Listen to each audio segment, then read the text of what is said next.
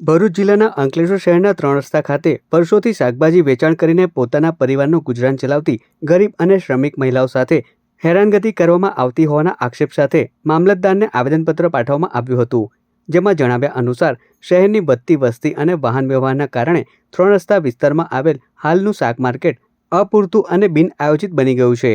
મુખ્ય માર્ગને અડીને આવેલ માર્કેટના કારણે ટ્રાફિકની સમસ્યાઓ સર્જાય છે, પરંતુ તેનો ભોગ વર્ષોથી મહેનત કરીને રોજીરોટી કમાતી મહિલાઓને બનવું પડી રહ્યું છે.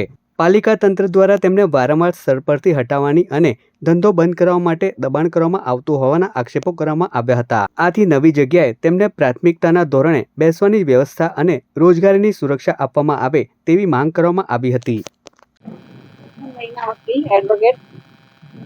આપણી સાથે તમે જોઈ શકો છો કે પાછળ ઘણી બધી બહેનો છે. આ બહેનો વિધવા છે, શ્રમજીવીઓ છે, રોજે રોજની પોતાનો ધંધો કરે છે ને પોતાના પરિવારનું ગુજરાન ચલાવે છે.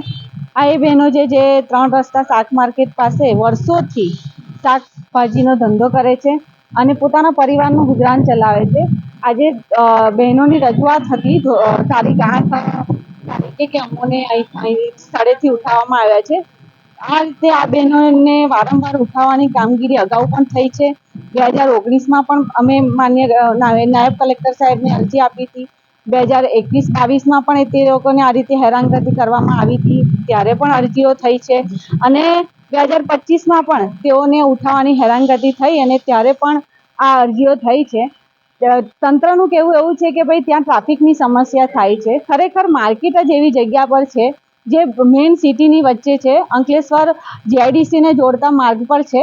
માર્કેટની જગ્યા એટલી નાની છે કે જેના કારણે ટ્રાફિકની સમસ્યા થાય એ સ્વાભાવિક છે, પણ આ બહેનો એ ટ્રાફિકની સમસ્યાનું યોગ્ય નિરાકરણ તંત્રએ કરવું જોઈએ, નથી આ બહેનોની રોજીરોટી છીનવી જોઈએ. આ એવી નિરાધાર બહેનો છે, એવી શ્રમજીવી બહેનો છે જેના ચૂલા રાત્રે તેઓની રોજની રોજગારીના આધારે ચાલતા હોય છે.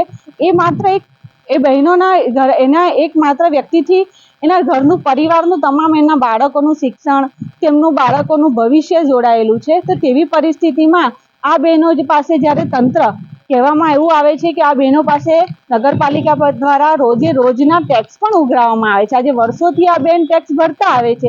આવા ટેક્સ ઉઘરાવ્યા છતાં પણ આ બહેનોને હેરાનગતિ કરવામાં આવે અને એવી રજૂઆત થઈ. બહેનોની ગઈકાલના વિડીયોથી એવું બતાવ્યું કે તંત્ર નગરપાલિકાના કેટલાક કર્મચારીઓ દ્વારા બહેનોની શાકભાજીના ટોપલા ઉઠાવીને ફેંકી દેવામાં આવ્યા. બહેનોની ઘણી બધી બહેનોને ગમે તેવા વિભત્સ શબ્દોથી બોલવામાં આવ્યું. તો આ કઈ રીતનું તંત્ર છે કે ખરેખર જ્યારે આપણી સરકાર મહિલા સશક્તિકરણની વાત કરે છે, ગરીબ કલ્યાણની વાત કરે છે, જનહિતની વાત કરે છે, રોજગારની વાત કરે છે, ત્યારે ખરેખર સ્વરોજગાર કરીને પોતાનું જીવન ગુજરાન કરતી આ બહેનોને જ્યારે આ સ્થાનિક કક્ષાએ જે હેરાનગતિ થાય છે તે બાબતની યોગ્ય વહીવટી તંત્રએ ધ્યાન દોરવું જોઈએ અને તે બાબતે યોગ્ય પગલાં લેવા જોઈએ. મારું નામ મંજુબેન છે. હું 3 રસ્તા માર્કેટમાં 12-13 વર્ષથી શાકભાજીનો ફ્રૂટનું વેચાણ કરું છું. અમને 8 તારીખથી 3 રસ્તા માર્કેટે ઉઠાવી દેવામાં આવેલા છે. એવું કીધું કે તમે અહીંયા બેસવાનું નહીં, તો અમને 3 દિવસથી હેરાનગતિ થાય છે.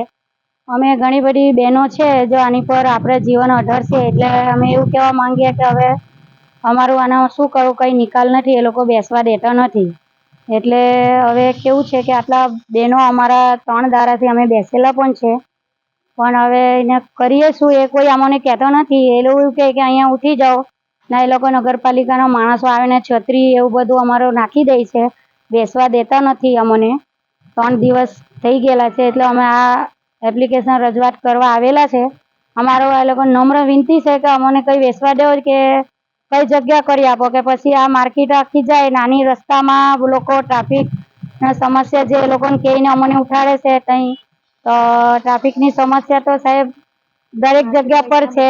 માર્કેટના લીધે છે, લોકો બહારથી પાર્કિંગ કરવા આવે છે તેના માટે પણ ટ્રાફિક થઈ જાય છે. અમુકને અમે કહીએ છીએ કે અહીંયા તમે પાર્કિંગ ન કરો, પણ કોઈ અમારી વાત સાંભળવા રાજી નથી. હવે અમે દુકાન જોઈએ કે પછી કોઈને પાર્કિંગ કરવા એવું જોઈએ, તો અમારે એવું વિનંતી છે કે અમને કઈ જગ્યા કરો કે પછી આખી માર્કેટ ઉઠાડો કે અમને બધાને સરકાર મળે. અમે 99% આમાં લેડીઝ લોકો જે છે તે લોકોને મતલબ હસબેન્ડ નથી, એ બધા જ રંડાયેલી બૈરીઓ છે, એમના હસબેન્ડ એવા નથી. તો અમારું પણ એ જ તકલીફ છે ને હું આ કહેવું છું, એટલું વિનંતી છે મારે